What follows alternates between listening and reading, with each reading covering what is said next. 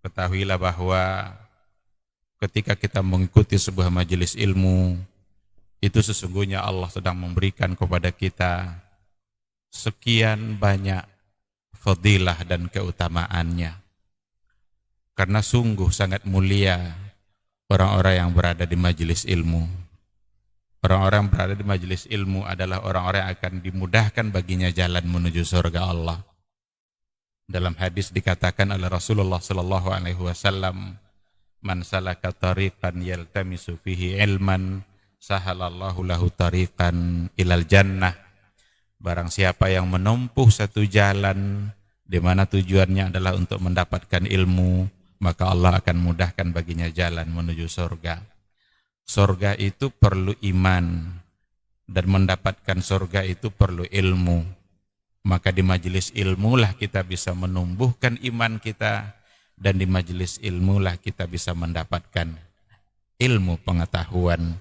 Maka sering-seringlah menghadiri majelis yang bisa menambah iman kita dan juga bisa menambah ilmu, agar surga Allah itu benar-benar semakin dekat dengan kita bersama.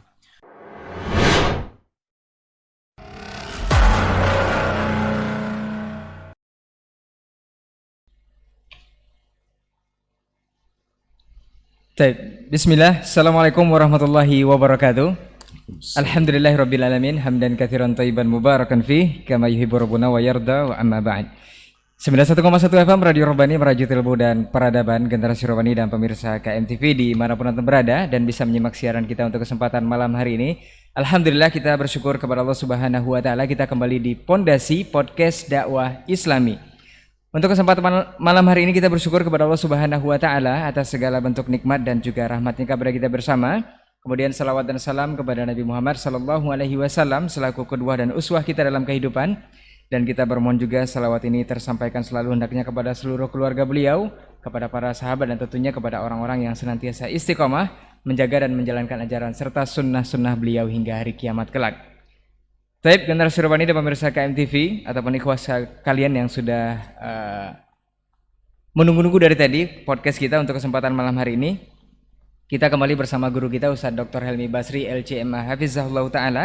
Dan Alhamdulillah beliau diberikan kemudahan untuk hari ini bisa bersama-sama kita akan membahas suatu tema, yaitu berseri atau berkah setiap hari. Dari judul antum sudah bisa menebak sepertinya, kalau setiap harinya ada berkah pasti kita akan berbicara tentang satu bulan yang sebentar lagi akan kita masuki, yaitu bulan suci Ramadan.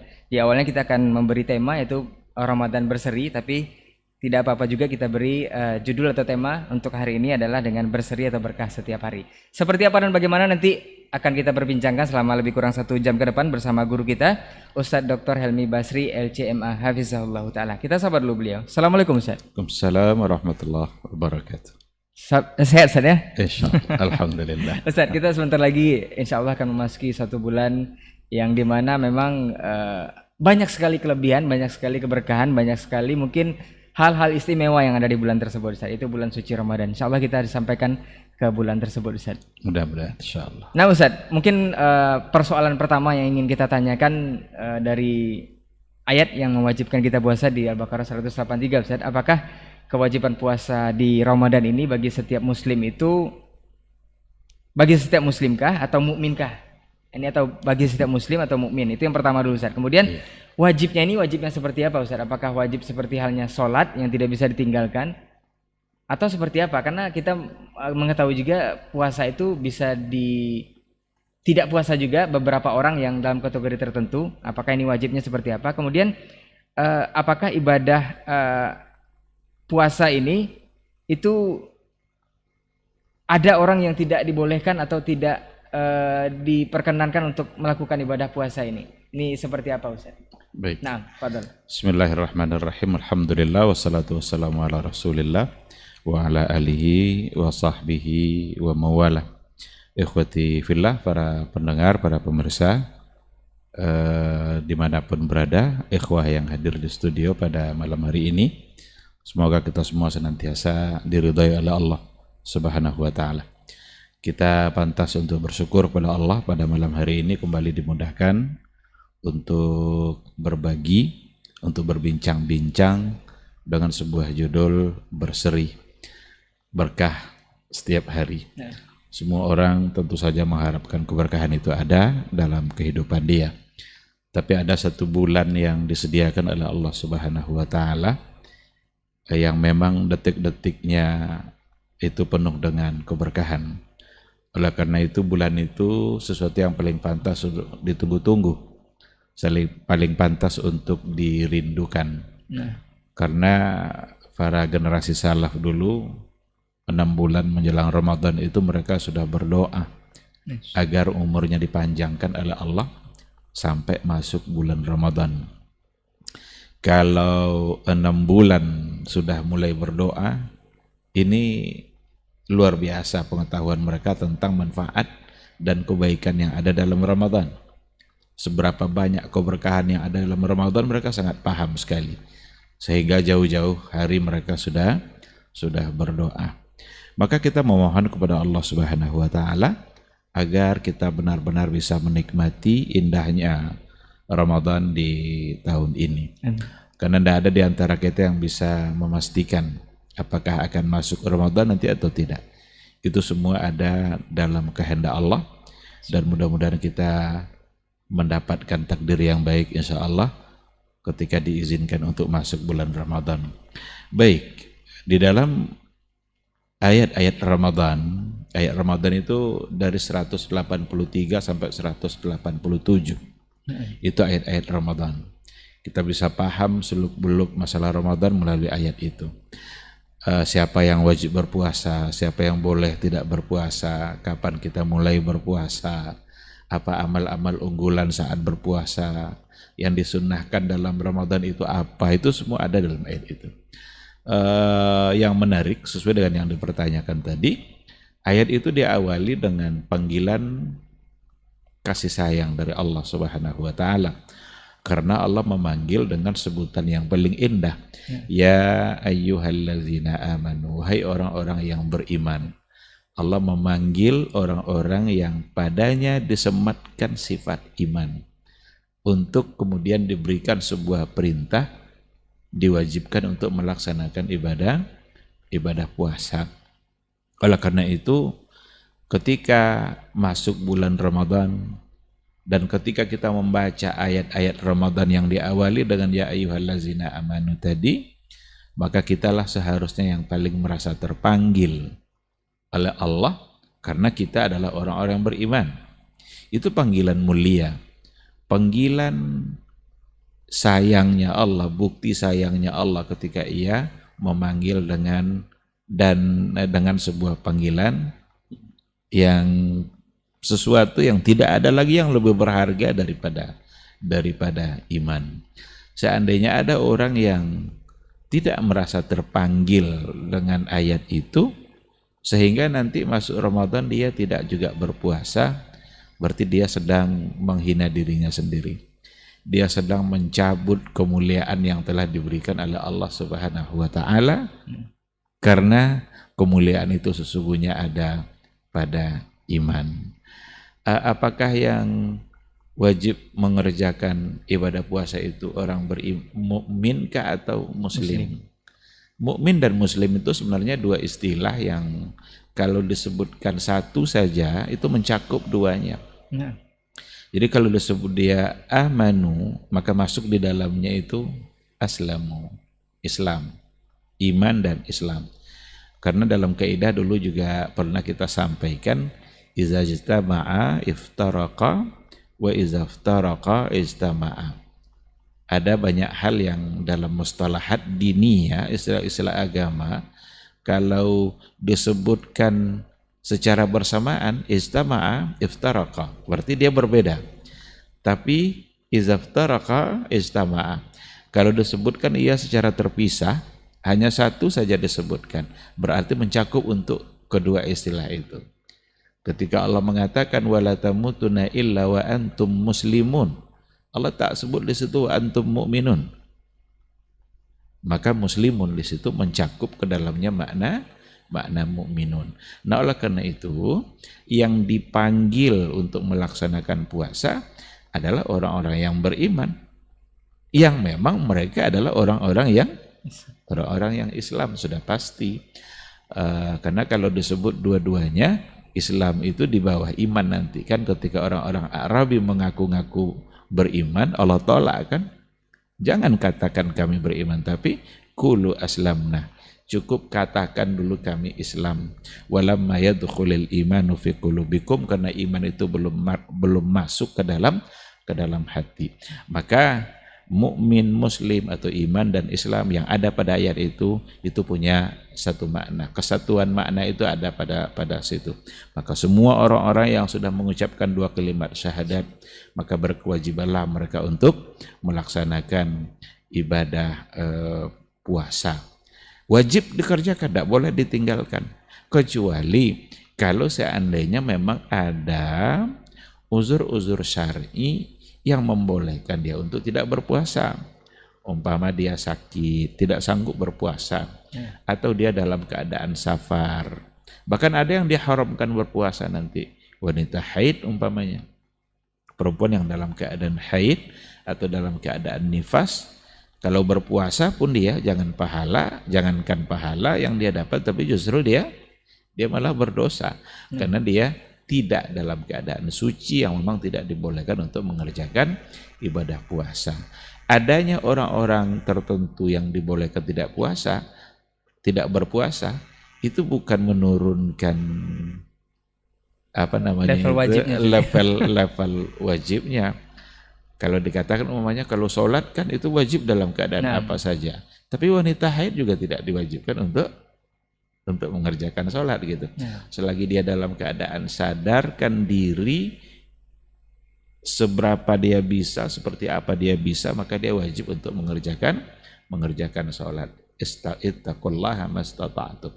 Jadi sekali lagi, ketika ada beberapa orang yang dikecualikan, itu bukanlah menurunkan kadar atau tingkat wajibnya sebuah ibadah.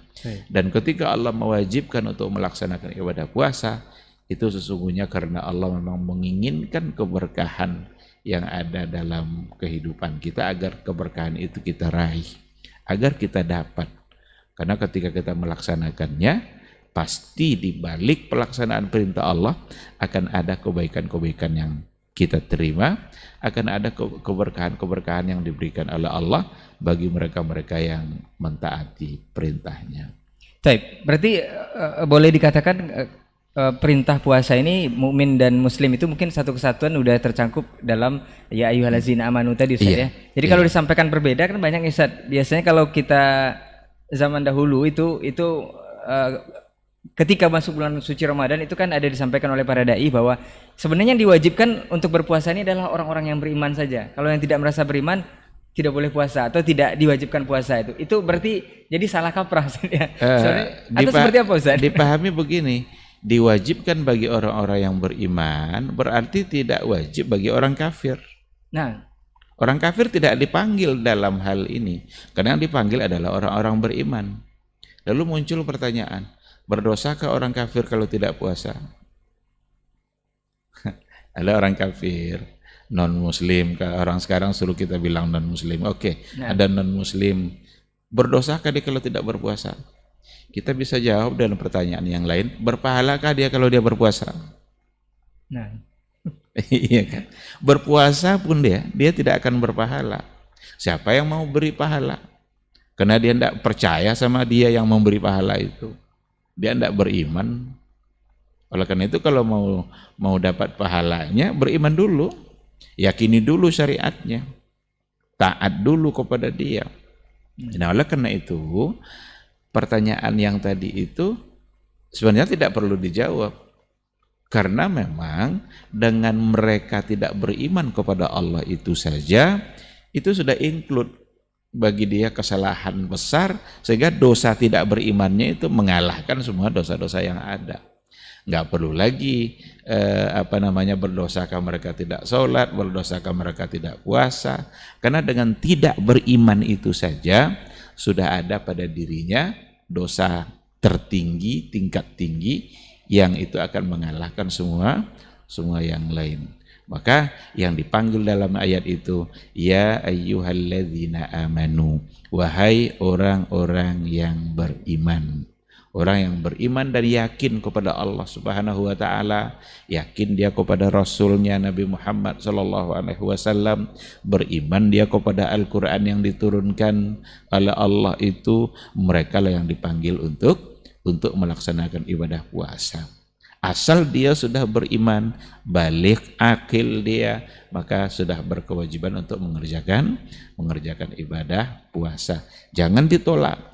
Kalau ada orang yang tidak mau berpuasa karena menolak kewajiban itu bisa kufur. Ya.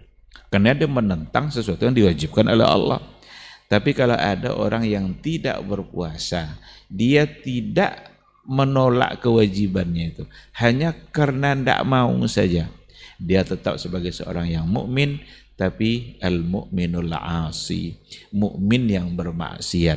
Inilah orang-orang yang tadi kita katakan, berarti mereka mencabut kemuliaan dari dirinya yang telah diberikan oleh Allah Subhanahu wa taala. Boleh dibahasakan, mungkin dipertanyakan keimanannya Ustaz ya. Dipertanyakan keimanannya. Karena tidak merasa terpanggil dengan ayat 183. Bisa kalau mau dibahasakan seperti itu bisa. Nah. Masa dia beriman lalu dipanggil Allah dia tidak. Karena afwan Ustaz, kita kan di muslim plus 62 ini kan beragam Ustaz. Jadi kadang muslim, ngaku muslim tapi tidak juga tergugah dengan kewajiban seperti ini Ustaz. Iya. Mungkin masih ada sambungannya dengan yang kita bahas dulu ya. Ustaz. Ada muslim plus 62 ini. 62. Antum bisa simak di episode sebelumnya ya. Nah Ustaz, ini biasanya kan ini detik-detik menjelang Ramadan ini Ustaz, atau boleh dihitung hari kalau kita boleh ngikut kalender Ustaz, itu menghitung hari saja jelang bulan suci Ramadan ini, bulan yang sangat luar biasa. Banyak sekali gelar-gelar yang disematkan untuk bulan ini Ustaz. Biasanya banyak yang ingin memulainya dengan mempersiapkan spesial untuk dirinya Ustaz, dengan pensucian atau dengan segala macam. Bahkan yang terkenal ataupun masyhur di kalangan masyarakat kita ini adalah dengan melakukan ritual-ritual yang terkadang itu dalilnya masih diperselisihkan oleh para ulama untuk kesahihannya sendiri. Boleh kita contohkan ini Ustaz, ada hadis yang mengatakan maaf-maafan jelang Ramadan ini Ustaz. Ini ada 3 yang diaminkan doa malaikat oleh Rasul. Ini mungkin masyhur hadisnya Ustaz.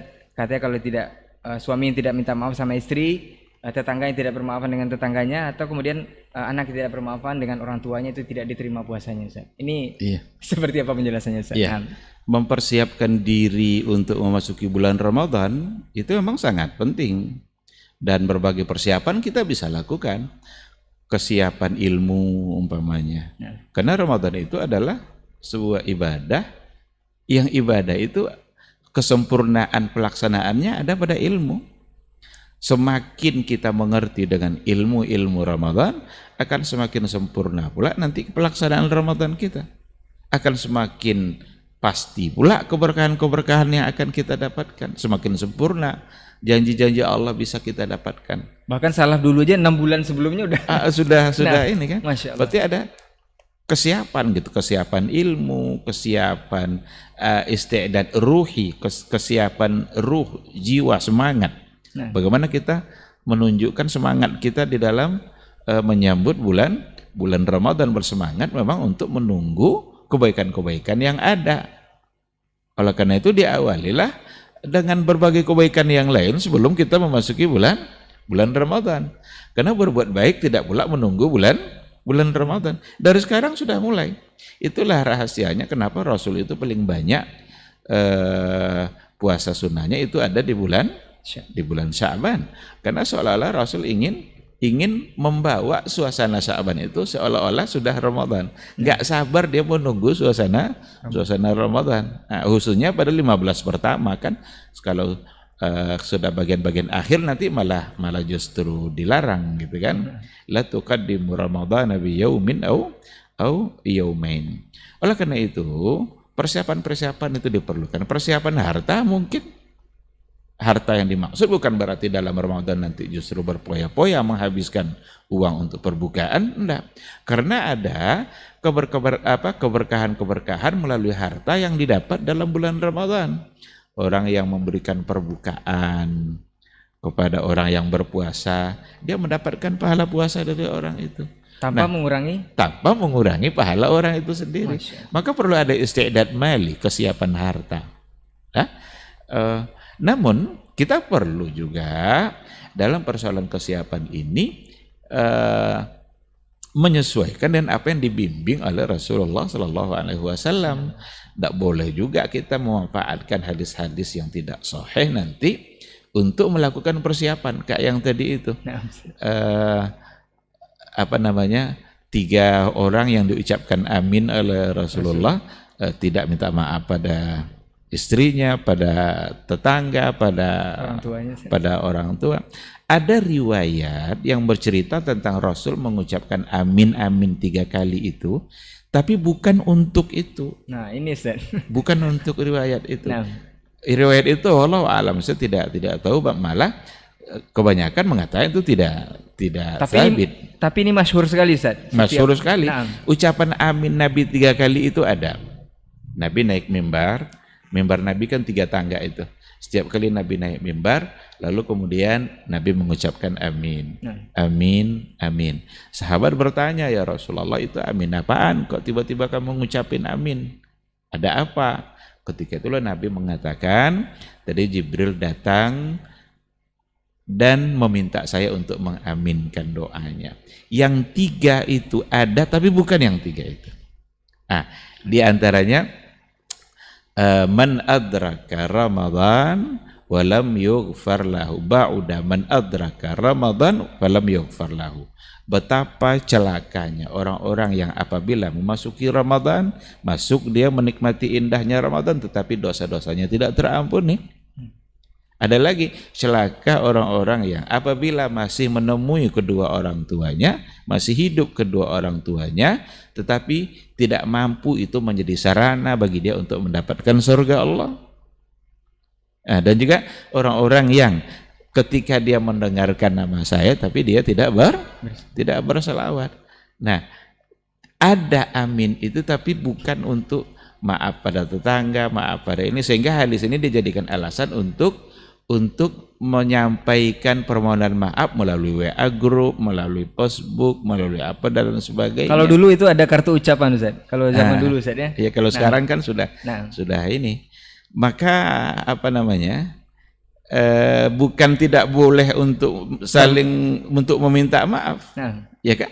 Cuma untuk meminta maaf itu tidak hanya menjelang Ramadan, kapanpun kita merasa bersalah ya harus minta maaf. Nanti ini diklarifikasi lagi, nanti dibilang kita tidak mengharamkan meminta maaf sebelumnya.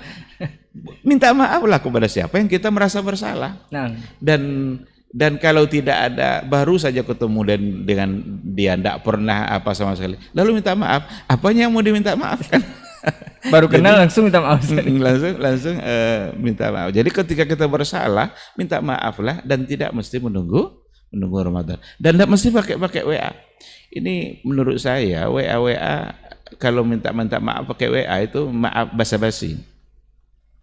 Basa-basi aja tuh. Kadang pakai stiker pula lah. Iya. Dia sendiri mungkin tidak membaca apa yang dia kirim. Langsung teruskan. Langsung teruskan. Kadang minta maafnya pakai pantun. buat pantun. Kalau memang merasa bersalah, ada orang kita salah sama dia, kalau perlu telepon dia, tanya langsung, siap memaafkan saya bersalah. Nah, ini yang perlu untuk dilakukan. Berarti jauh beda redaksi yang tadi dengan dengan yang 3 tadi. Jauh. Yang 3 itu malah kebanyakan mengatakan itu tidak sabit. Tapi yang sebelumnya itu seperti yang dinukil oleh Sya'atiyah Muhammad Salim dalam kitabnya Ramadaniyat, dia punya catatan-catatan Ramadan dan dibukukan dia punya buku. Dan di situ saya pernah membaca hadis itu, kalau nggak salah dia menyebutkan itu dalam riwayat Abu Daud atau siapa gitu, wallahu alam.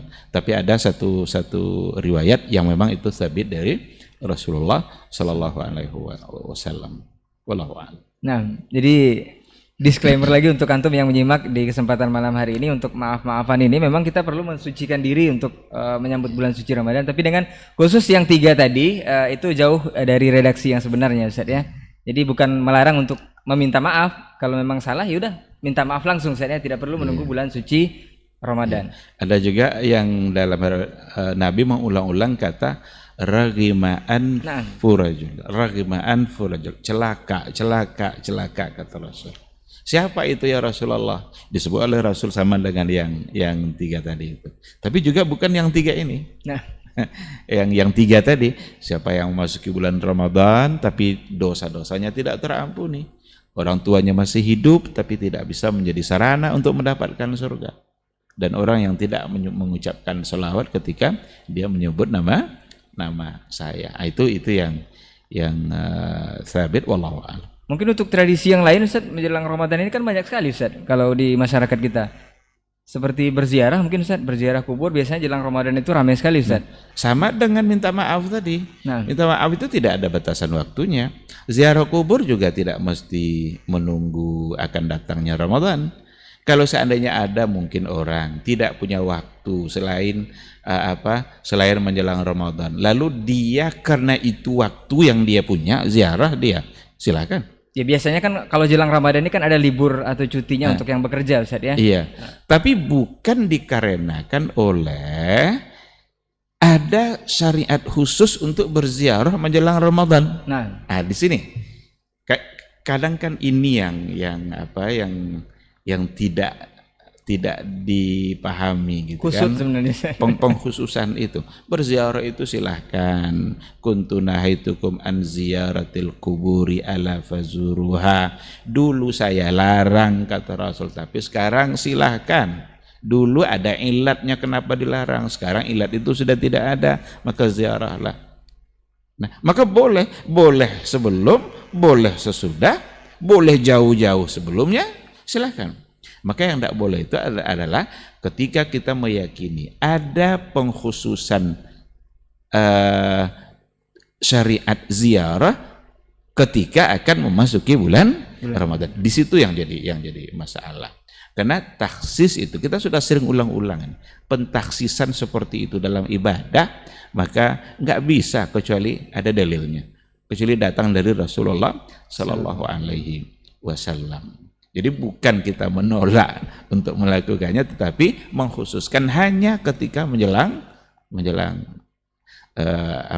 puasa. Atau mungkin ada keyakinan berziarah di sebelum Ramadan itu jauh lebih utama dari hari-hari yang lain umpamanya. Berarti kan itu ada keutamaan-keutamaan yang kita yakini.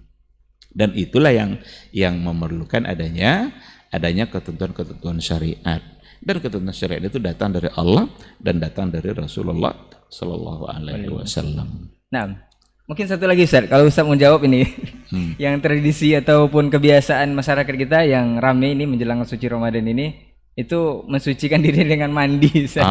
Ini terkenal mungkin balimau di sebagian daerah atau seperti apa? Ini ada di sebagian wilayah, di Pekanbaru kalau nggak salah ada itu di Indonesia, atau di wilayah Kampar itu juga ada balimau kasai namanya balimau kasai yang katanya kita untuk membersihkan fisik. Entah sama dengan apa yang diyakini oleh tetua-tetua adat dulu atau tidak dengan yang dilakukan hari ini. Namun kalau kita boleh menilai apa yang terjadi hari ini, nampaknya memang lebih baik untuk ditinggalkan. Kenapa demikian? Karena lebih banyak maksiatnya daripada baiknya, daripada mensucinya. Kadang-kadang seolah-olah bisa kita mengatakannya begini, menyambut sesuatu yang suci dengan cara yang kotor. Nanti mandi di sebuah sungai, satu tempat yang bersamaan, ada laki-laki, ada perempuan, ya kan? Nanti mandi bersama-sama. Sekarang disirami pula orang mandi pertama itu oleh pimpinan wilayah, pimpinan daerah untuk kemudian mandi bersama-sama. Itu saja itu sudah sesuatu yang sebenarnya tidak perlu untuk dipertahankan gitu. Barangkali orang mengatakan kan ini tradisi. Boleh bertradisi tapi nggak boleh tradisi mengacak-acak agama kita. Jangan sampai gara-gara mempertahankan tradisi kita justru merusak agama. Karena tradisi itu kreasi anak manusia, sedangkan agama itu syariat yang datang dari Allah yang disampaikan oleh Rasulnya. Masa kreasi anak manusia bisa kita biarkan untuk merusak agama? Kalaupun mau mandi, mandilah. Enggak pun belum datang Ramadan kita juga mandi. Lagi pula juga nggak boleh juga itu kalau sampai ada satu keyakinan umpamanya Seperti yang tadi ada satu bentuk mandi yang masyru' umpamanya sebelum memasuki bulan Ramadan. Itu juga perlu pendalilan gitu kan. Kenapa kalau seandainya kita janabah kita mandi? Karena Rasul yang menyampaikan pada hadisnya. Maka mandinya kita itu menjadi pahala karena mengerjakan perintah Rasul. Tapi mandi yang tadi itu kira-kira kita mengerjakan perintah siapa? Ini juga sesuatu yang sudah sering kali saya ulang-ulang dalam majelis, baik di podcast, di mimbar-mimbar atau di majelis-majelis ilmu. Kenapa perlu dalil dalam setiap ibadah? Agar jelas siapa yang kita taati. Kita beribadah, siapa yang kita taati? Allah dan Rasulnya. Kalaupun ada yang kita taati orang lain dalam beribadah, orang itu kita taati ketika ia sesuai dengan Rasulullah Sallallahu Alaihi Wasallam. Ketika sudah bertentangan atau tidak sejalan lagi, la ta'ata li makhluqin fi maksiatil khaliq. Tidak boleh memberikan satu ketaatan apapun jika di situ ada kemaksiatan kepada Al-Khaliq. Nah, di sini perlunya. Maka ibadah memerlukan dasar-dasar yang kuat agar jelas siapa sesungguhnya yang kita taati pada saat kita melaksanakan ibadah itu. Ditambah lagi mungkin nanti biasanya kalau kita beribadah tentu berharap pahala, Ustaz ya. Berharap pahala. Kalau tidak ada contoh yang ngasih pahala siapa, Ustaz? Mungkin. Iya. Kalau yang memberi pahala tidak memerintahkan, ya dari mana kita mendapatkan pahala. Baik, Ustaz. Kita masuk ke tema berseri ini, Ustaz. Sebenarnya apa yang membuat atau amalan-amalan apa yang biasanya bisa membuat Ramadan kita ini menjadi berkah setiap hari? Apakah dengan memperbanyak ibadah saja, mungkin sedekah, sholat, ataupun puasanya itu sendiri, atau berbuat baik kepada sesama, silaturahim dan segala macamnya, atau bahkan ada yang mengatakan dengan tidur saja kita sudah beribadah. Ini jadi naumus shaim ibadah gitu ya. Tidurnya orang berpuasa adalah ibadah. Dia berpegang pada riwayat yang dhaif, yang tidak sahih. Lagi-lagi itu riwayat yang tidak sahih dikatakan oleh para ulama seperti itu. Apalagi kalau dimanfaatkan hanya untuk tidur saja. Berarti dia hanya mendapatkan pahala dari tidurnya.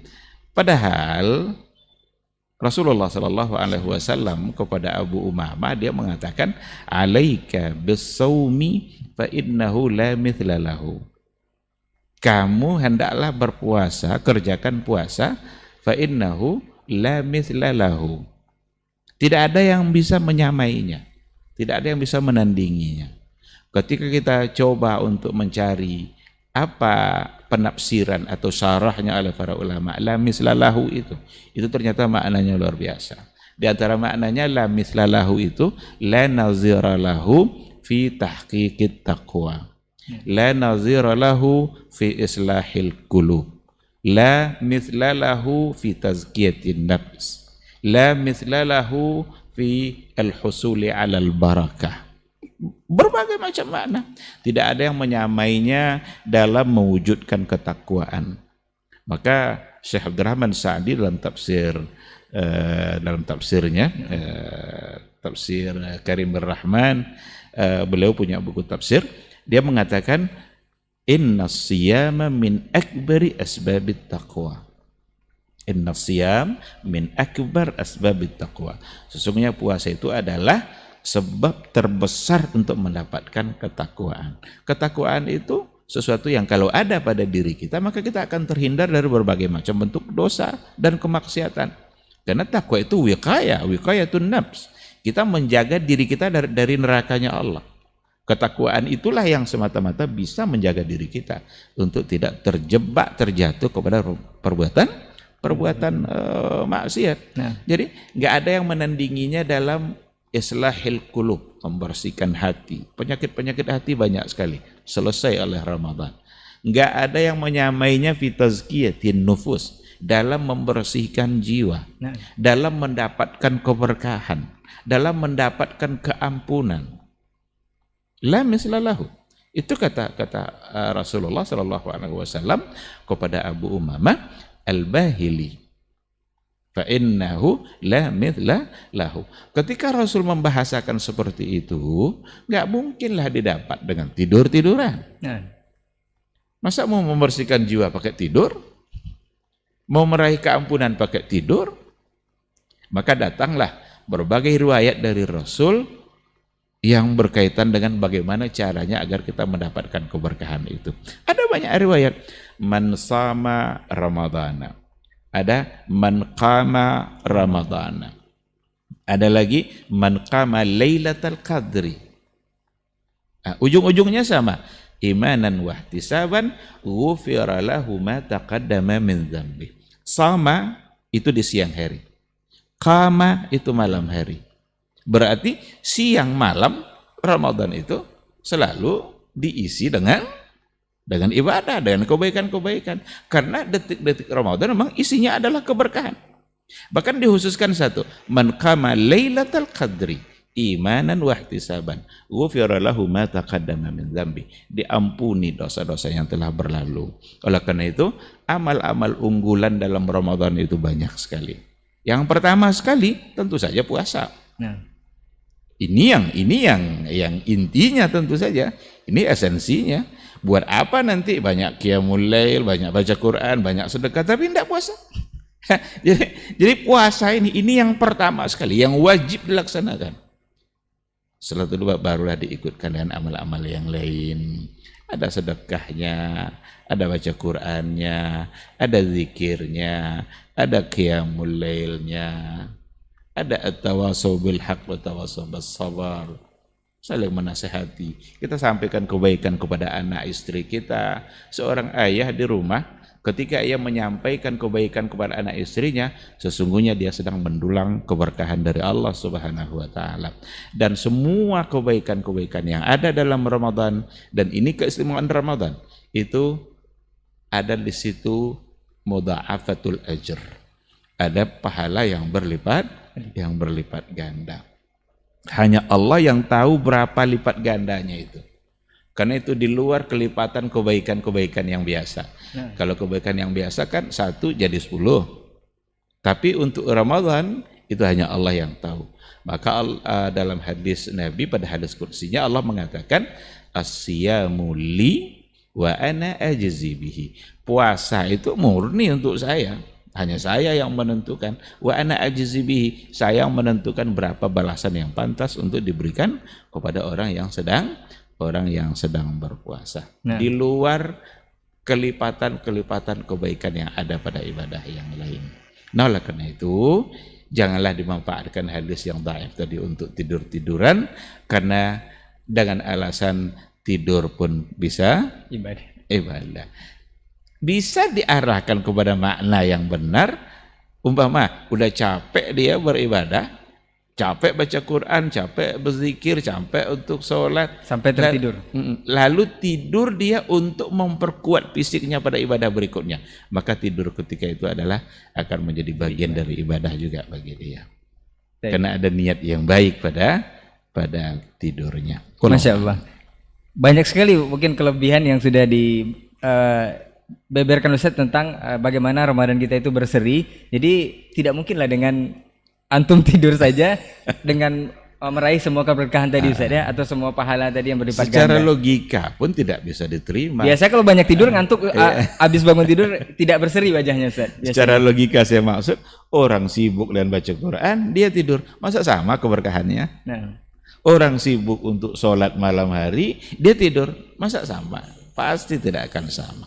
Al-ajru ala qadril masyaqqah. Nah, pahala itu sesuai dengan seberapa kesulitan yang dia rasakan dalam beribadah.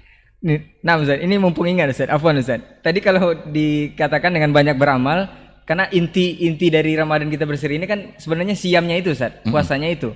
Karena ada juga orang yang sibuk dengan hal-hal yang misalnya sholat malam, kemudian baca Quran, kemudian bersedekah, tapi tidak puasa, tidak juga berguna Ustaz ya. Tapi ada juga orang yang melakukan hal itu semua, berpuasa dan segala macamnya, tapi tidak sholat Ustaz. Ini seperti apa? Ada juga memang intinya di puasa itu saja, tapi tidak melakukan sholat kewajibannya ini? Kalau sholat yang wajib yang dia tidak lakukan itu tentu tidak bisa.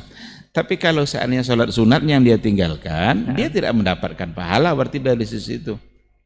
Tetapi ya apa namanya puasanya tetap akan menjadi ini kan, kecuali kalau sholat wajibnya.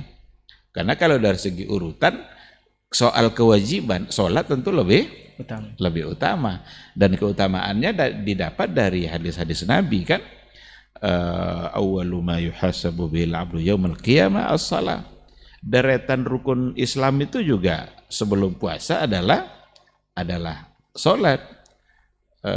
Sholat itu sebagai sebuah pilar yang kalau ditinggalkan ya roboh agama ini. Nah, maka kalau hubungannya sama sholat yang wajib tentu sangat tidak pantas. Bahkan bisa-bisa puasanya menjadi tidak berarti lagi karena yang lebih asasi dia tinggalkan. Tapi ketika nanti sholat tarawih kah atau sholat apakah itu dia tidak kerjakan, dia kehilangan kebaikan-kebaikan yang begitu besar. Kehilangan keberkahan juga. Keberkahan. Maka kata Rasul, man hurima khairaha faqad hurim. Siapa yang terhalang untuk mendapatkan kebaikan Ramadan itu, berarti dia sudah terhalang untuk mendapatkan kebaikan-kebaikan yang lain.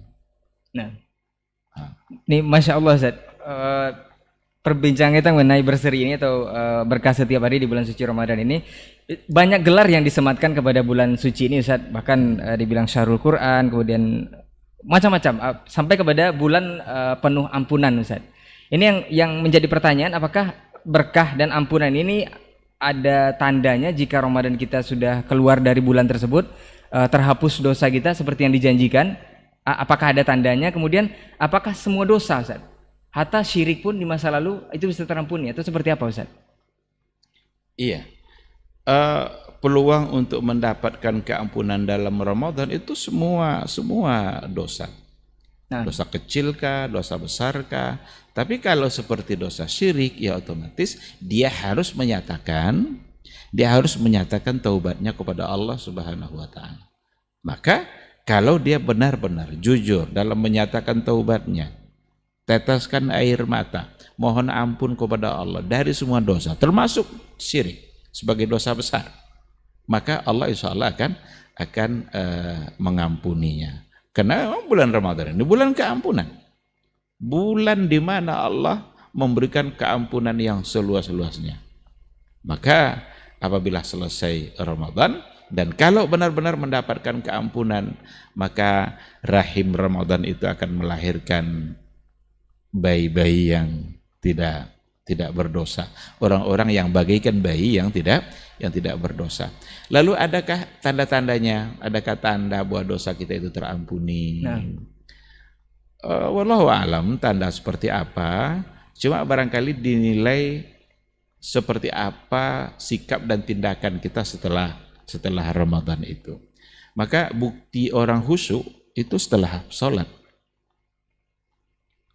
Kalau saat sholat hanya dia yang tahu dan Allah.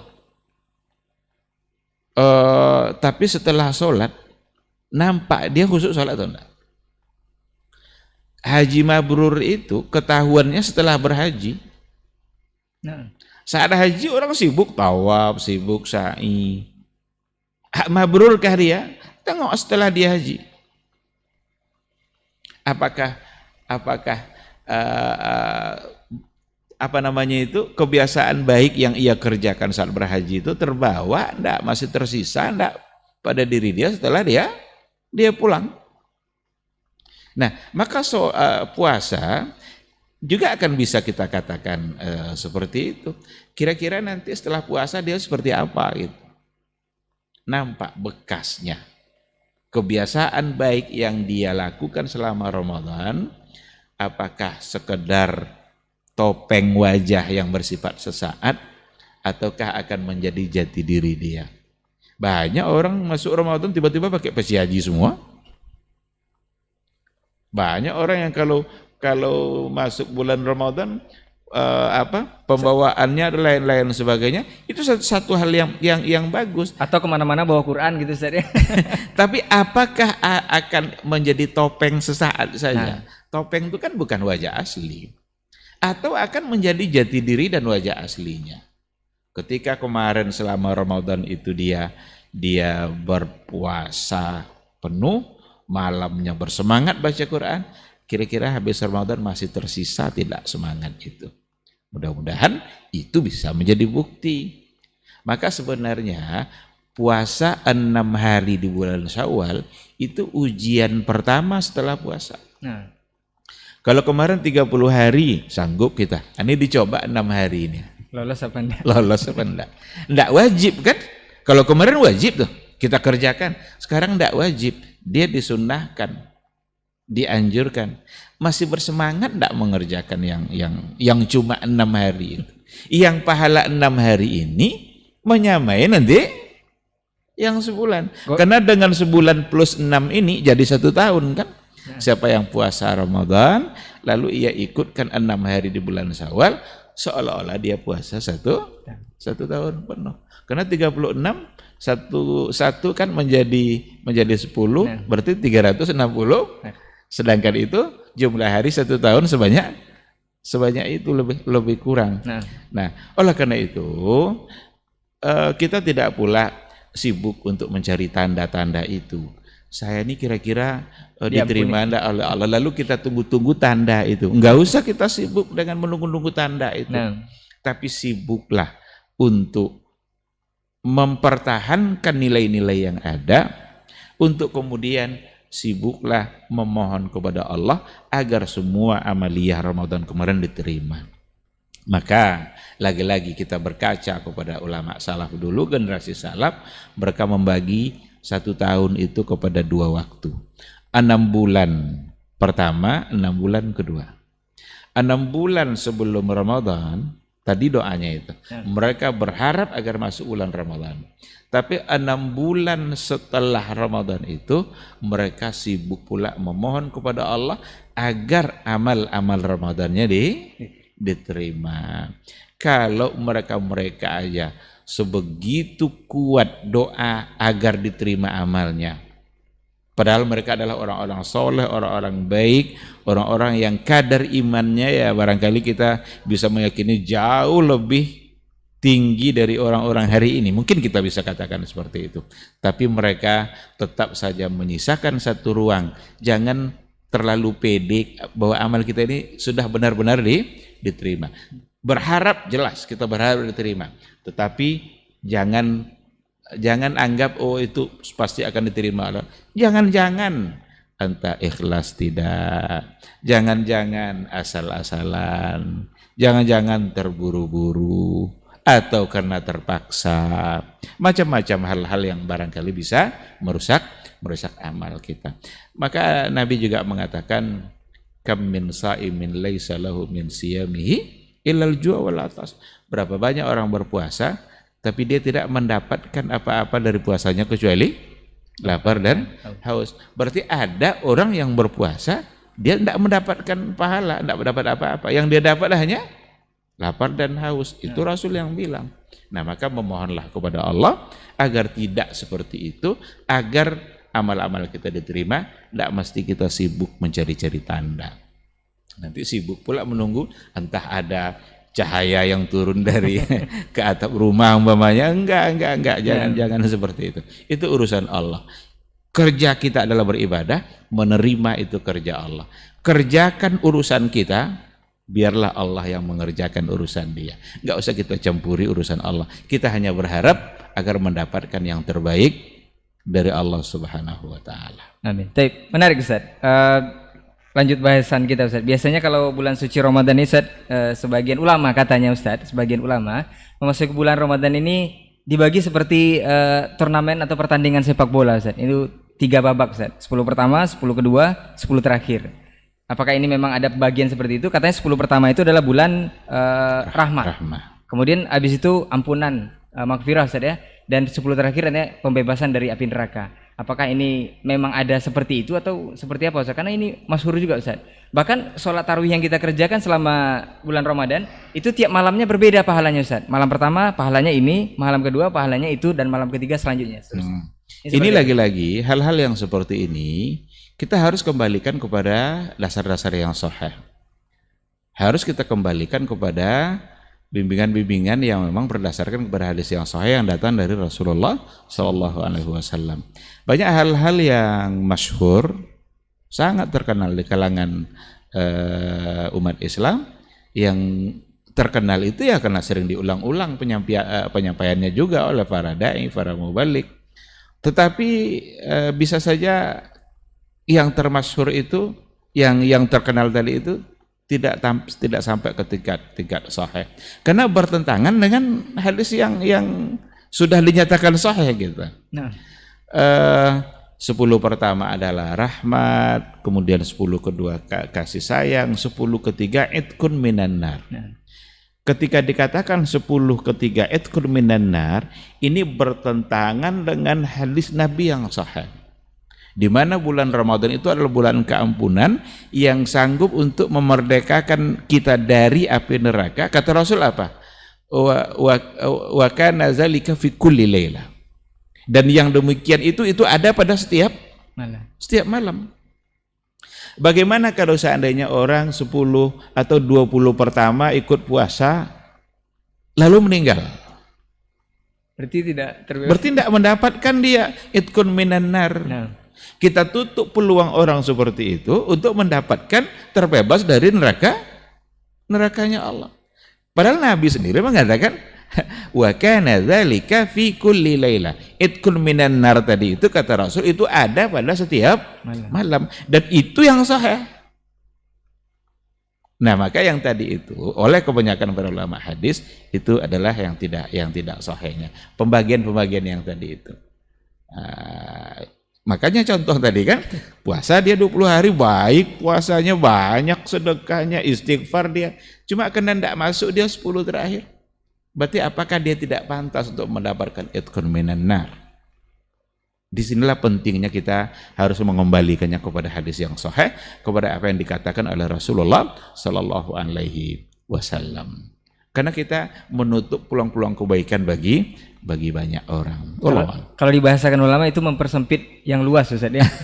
Iya, mempersempit sesuatu yang luas yang memang sudah disediakan oleh Allah Subhanahu wa taala. Nah, Ustaz, kita masuk ke detik-detik terakhir mungkin.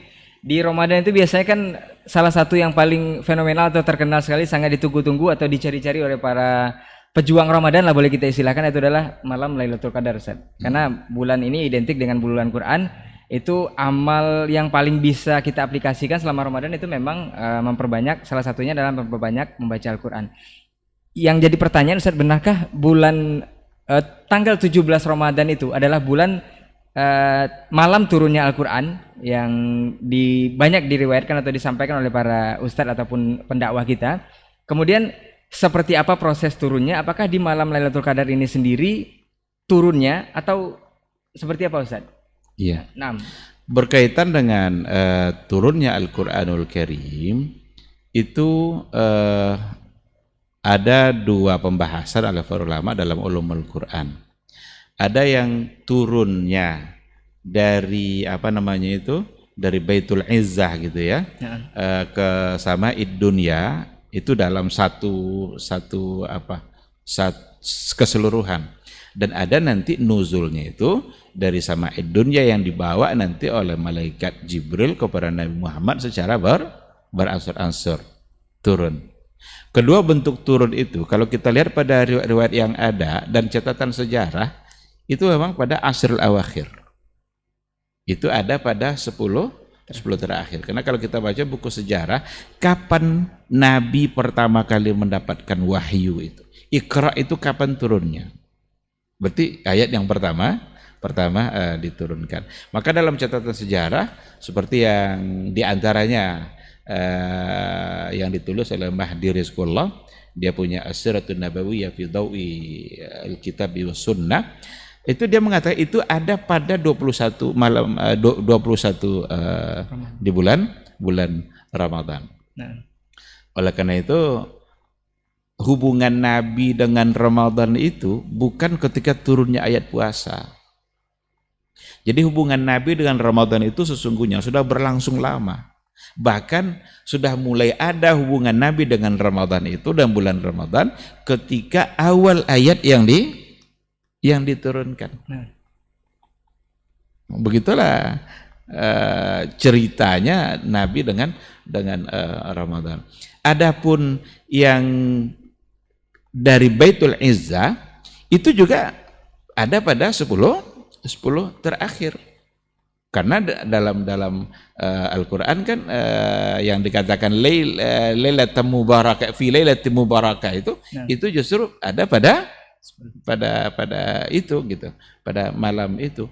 Oleh karena itu wallahu alam apa yang menjadi dasar bagi yang mengatakan pada 17 Ramadan, walau alam saya tidak tahu apa landasan yang mereka gunakan untuk menyampaikan masalah itu. Mungkin ada riwayat-riwayat yang saya tidak tahu, tapi dalam hal ini yang lebih kuat memang bukan pada 17 Ramadan, tapi ada pada 10 terakhir.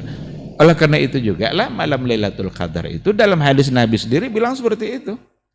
Falyataharrau fil ashril awakhir. Maka cari-carilah itu, intai-intailah itu Lailatul Qadar itu pada 10 terakhir.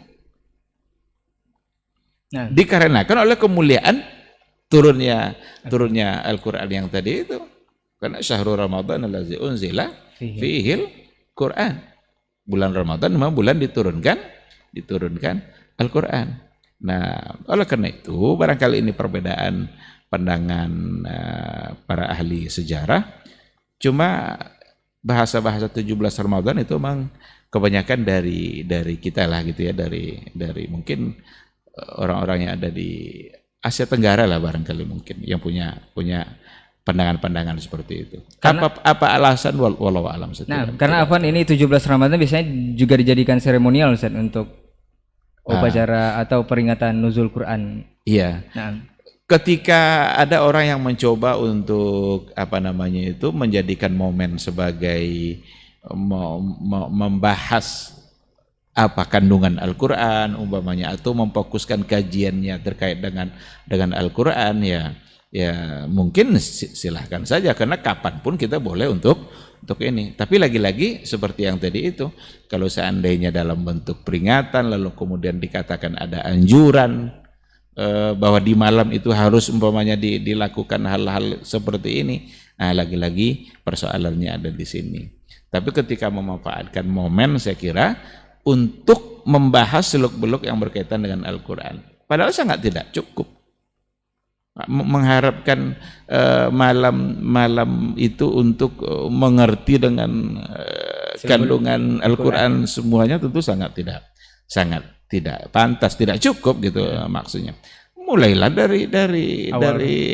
dari awal Ramadan itu kan, atau dari sekarang, karena Quran itu sudah ada, sudah lama diturunkan. Tidak mesti kita menunggu 17 Ramadan, yang 17 itu sendiri masih diperselisihkan atau bahkan bukan itu yang lebih kuat dalam permasalahan ini. Afwan Ustaz, menyambung sedikit Ustaz. Berarti turunnya Al-Qur'an tadi dalam bentuk mushaf atau fisik dari Baitul Izzah tadi Ustaz, turun dari atas Ustaz ya? Nah, iya, turun dari Allah. Ya dari atas turunnya. Berarti Allah di atas Ustaz ya? Iya, itu salah satu dari bukti gitu ya, atau mau dijadikan karina atau dalil bahwasanya memang Al-Qur'an turun dari atas dan Jibril turun dari atas ke bawah untuk membawa Al-Qur'an, dan itu memastikan bahwa memang Allah itu di atas. Itu keyakinan Rasul, keyakinan sahabat yang tidak boleh kita ingkari dan tidak boleh kita rubah. Karena kalau bukan di atas berarti melayang nanti jadinya Ustaz.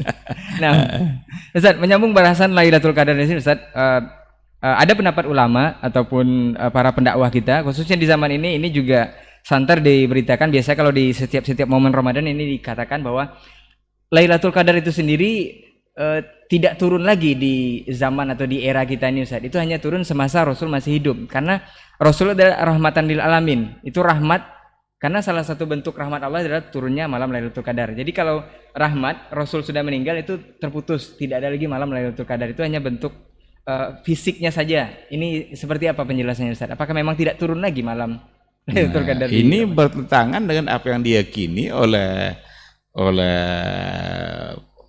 mayoritas ulama, bahkan mungkin dia aja mungkin yang ngomong seperti itu. Karena para ulama semuanya mengatakan bahwa malam Lailatul Qadar itu ada pada setiap tahun, dan itu di dalam atau di 10 terakhir. Kalau memang demikian, kalau memang nanti dianggap hanya ada pada masa Nabi, apa artinya hadis-hadis ketika Nabi memerintahkan untuk memanfaatkan 10 terakhir itu untuk beramal soleh, untuk menghidupkan malam? Ketika Nabi mengatakan falyataharraw fil ashril awakhir, apakah asrul awakhir itu hanya untuk masa Rasul saja? Tentu tidak. Karena perintah itu bertahan terus, nanti ada terus sampai hari kiamat untuk umat Nabi Muhammad, dan pada setiap datangnya bulan Ramadan.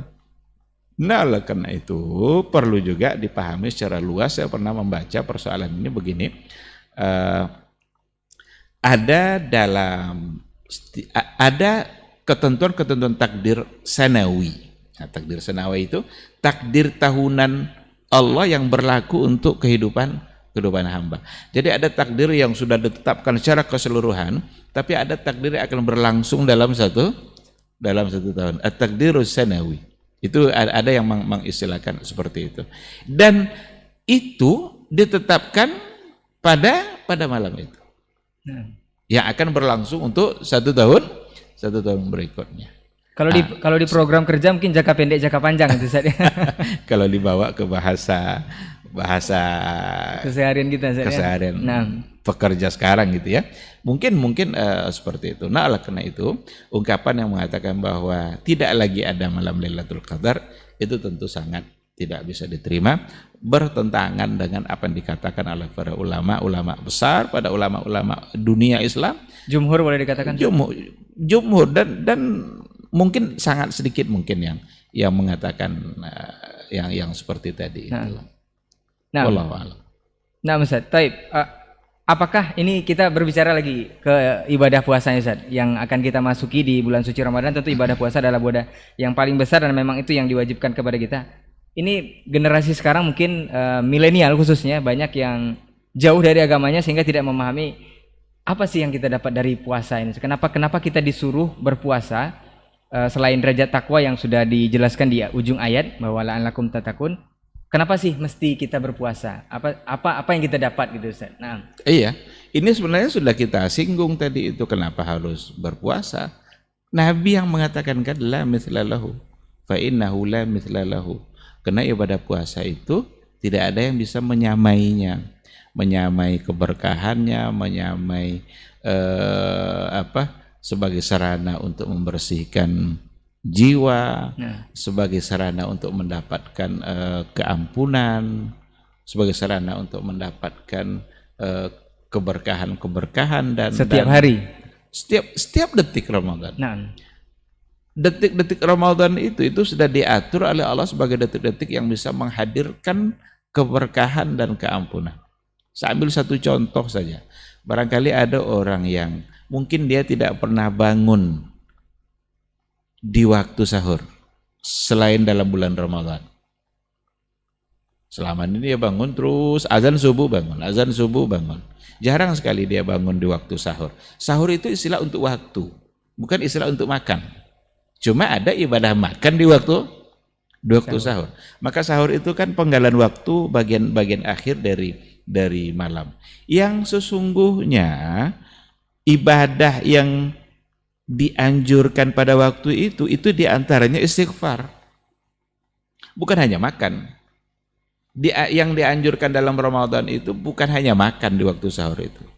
Karena Al-Quran juga mengatakan wabil asharihum yastaghfirun, dan di waktu sahur mereka beristighfar. Maka salah satu dari waktu yang paling utama untuk beristighfar itu ada di waktu sahur. Sekarang dalam bulan Ramadan kita dipaksa bangun oleh Allah. Dipaksa bangun karena disediakan waktu untuk disuruh makan. Ya kan? Nah. Maka bangunlah kita di waktu sahur itu. Itulah sebabnya sahur itu harus di akhir, itu sunnahnya. Takhirus sahur itu sunnahnya. Jangan sahur nanti jam 12 malam. Karena dia mau tidur, karena dia tidak mau bangun lagi nanti kecuali waktu subuh masuk. Atau takut telat bangun sahur gitu. Atau takut telat bangun dia makan jam 1. Jangan lakukan. Itu justru belum waktu sahur. Karena sahur itu bagian akhir. Apalagi dengan adanya sahur itu bisa membantu fisik dia untuk kuat. Karena nanti selama siang dia tidak boleh untuk makan. Maka Nabi mengatakan tasahharu fa inna fis sahuri barakah. Sahurlah karena dalam sahur itu ada keberkahan. Jadi ketika Rasul mengatakan fa inna fis sahuri barakah, karena pada sahur itu ada keberkahan, bukankah itu artinya Allah ingin memberikan kita berbagai macam bentuk keberkahan dalam kehidupan kita? Suruh makan, nanti diberikan keberkahan. Suruh makan dapat keberkahan, coba. Kebaikan apa lagi yang mau kita inginkan? Maka ibadah Ramadan atau bulan puasa sebulan penuh, sungguh itu bulan yang memang penuh berkah, yang mudah-mudahan kita mendapatkan keberkahan itu setiap hari. Amin. Mudah-mudahan kita berseri ya. Ustaz, ini ada lagi Ustaz. Biasanya kalau di bulan Ramadan itu, menjelang bulan Ramadan kita akan disuguhkan dengan hadis Rasul yang mengatakan bahwa semua pintu surga itu dibuka Ustaz. Kemudian semua pintu neraka ditutup. Ini apakah makna letterlek dalam bahasa memang seperti itu artiannya, atau ada makna-makna tersirat Ustaz?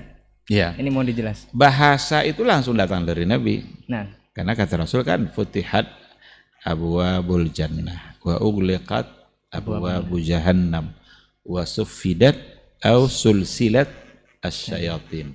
Dibuka pintu surga, ditutup pintu neraka, kemudian syaitan-syaitan itu dibelenggu. Kalau diartikan sebagai makna letterleknya, arti harfiahnya, dibukalah pintu surga itu, ditutup pintu neraka.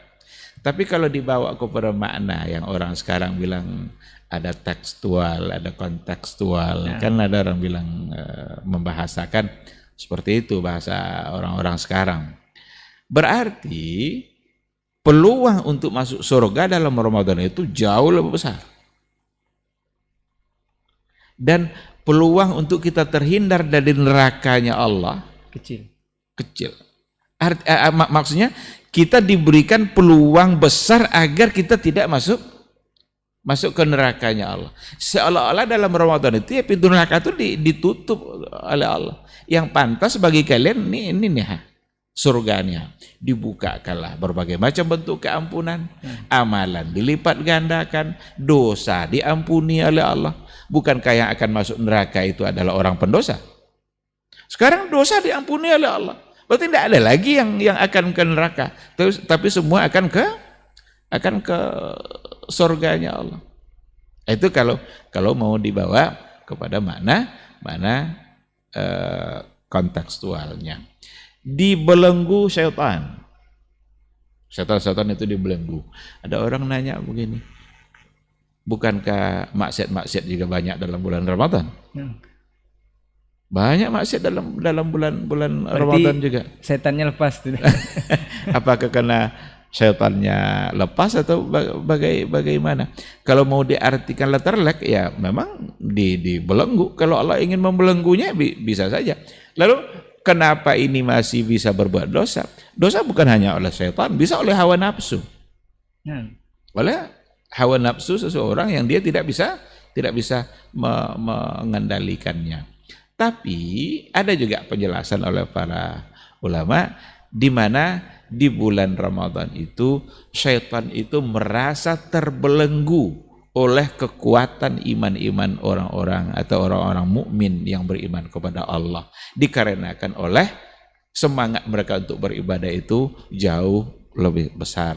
Ketika dia ingin menggoda, dia temukan hamba Allah sedang baca Quran. Ketika ia ingin mengganggunya, dia temukan hamba itu sedang berzikir. Ketika dia ingin menggoda lagi, ditemukannya dia sedang qiyamul lail. Maka dia yang merasa terbelenggu. Ada juga artinya begini, syaitan itu yajri fi ibni Adam majrad dam. Itu mengalir dalam tubuh manusia melalui aliran darah. Ketika seseorang itu dalam keadaan berpuasa, dia tidak memasukkan makanan apapun. Yang biasanya itu bisa diiringi oleh masuknya syaitan yang mengiringi aliran darahnya. Tapi sekarang gerak itu dipersempit sehingga syaitan tidak bisa berbuat dan dia terbelenggu. Jadi begitu diantara makna-makna yang bisa kita baca. Silakan diartikan harfiah, letterlek atau tidak, tapi yang jelas di situ ada kebaikan-kebaikan besar yang diberikan oleh Allah dan ada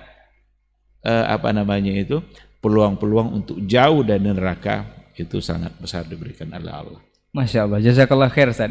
Jadi mungkin bukan waktu kita kecil-kecil dulu kalau misalnya setan dibelenggu itu kalau pulang malam-malam nggak takut lagi kalau bulan Ramadan, itu bukan seperti itu Ustaz ya.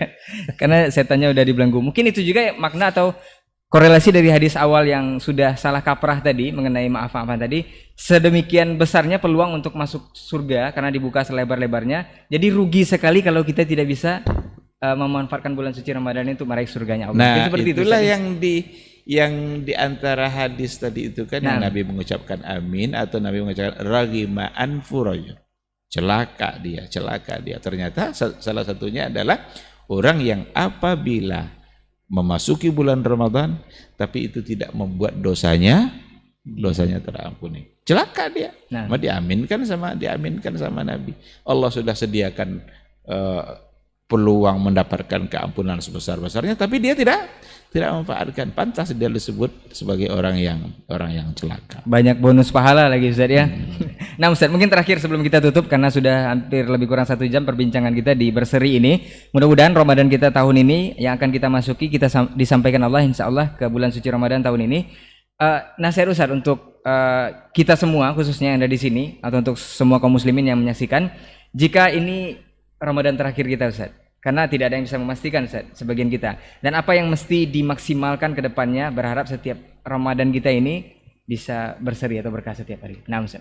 Iya, penghargaan kita terhadap sesuatu itu biasanya diukur seberapa mengerti kita dengan sesuatu itu. Kalau kita mengerti sesuatu sangat berharga, kita akan menghargainya. Tapi kalau kita tidak mengenalinya, maka kita tidak akan menghargainya. Maka orang tidak akan ada meletakkan cincin emasnya di meja tamu, tidak akan ada. Karena dia tahu itu cincin yang sangat berharga, maka diletakkannya dalam lemari. Oleh karena dikunci, diletakkan pula dalam kotak lagi kan, berlapis-lapis pula kuncinya. Kenapa? Karena dia tahu itu barang berharga. Oleh karena itu, penghormatan kita terhadap Ramadan itu ditentukan oleh seberapa mengerti kita dengan makna yang ada dalam Ramadan. Seberapa mengerti kita dengan nilai-nilai yang ada pada Ramadan. Maka disinilah pentingnya kita untuk belajar, untuk mengetahui, baca, dan bertanya apa sesungguhnya yang ada dalam Ramadan. Nanti ketika kita sudah memasukinya, perlu untuk agar kita bersemangat maksimal dalam memanfaatkannya untuk meyakini atau bukan meyakini, menganggap bahwa jangan-jangan ini adalah Ramadan yang terakhir. Karena Rasul juga mengajarkan begini, salli salata muwadda. Itu di antara wasiat Rasul. Salatlah kamu seperti orang salat yang salata muwadda, salat perpisahan. Berarti setelah ini tidak ada lagi sholat. Kenapa Nabi bilang seperti itu? Itu menggambarkan bahwa menganggap bahwa itu sebagai kesempatan terakhir, maka membuat kita akan memanfaatkannya semaksimal mungkin.